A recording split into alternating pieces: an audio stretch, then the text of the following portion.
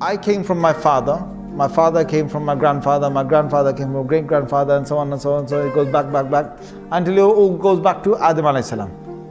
So then then Allah created Adam alayhi salam. So if you say, okay, what was before that? You say, well, the jinns were there. What was before that? Allah created the malaika before that. Then you say, okay, what was before the malaika? Then you say, okay, it's Allah Azza wa Jal. It's Allah Azza wa Jal. There will be a question that the shaitan will put forth. He will say, هَذَا خَلْقُ اللَّهِ فَمَنْ خَلَقَ اللَّهِ. This is the creation of Allah, so who has created Allah? Na'udhu billah.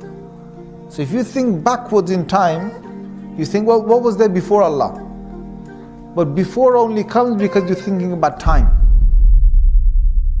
يا أيها الناس اذكروا نعمة الله عليكم هل من خالق غير الله يرزقكم من السماء والأرض لا إله إلا هو فأنى تؤفكون.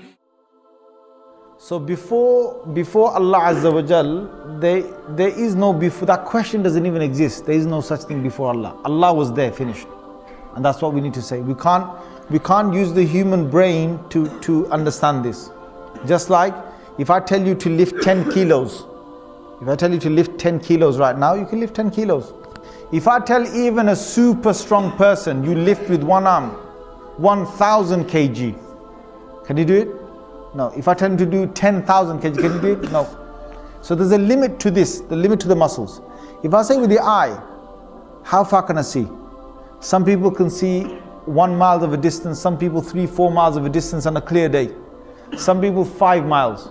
But if I tell him to see with this eye, a human eye, without any binoculars, without any telescope, without anything, to look and to see as far as 100 miles or 200 miles. Can the human eye do that?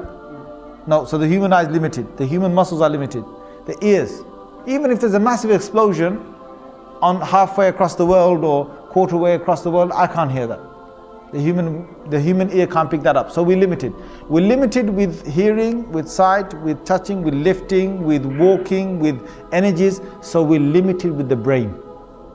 We're limited with the brain. There's so much a human can think. It's limited. So would me and you be able to know about the unseen world, about Allah, without any prophet? Yes or no? Yes or no? We can't. It's only through the prophets.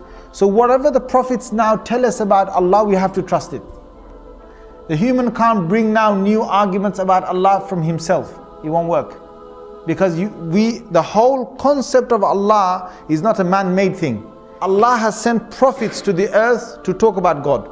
So if a question is now said about Allah Azza wa Jal, about who He is, what He was and so on, no human being can ever come and talk about God without a dalil and without a prophet evidence. You have to go through a prophet. So when philosophers, when scientists, when your normal ordinary human beings, they talk about God and that God must be this, God must be that, we do not accept the authority of anybody.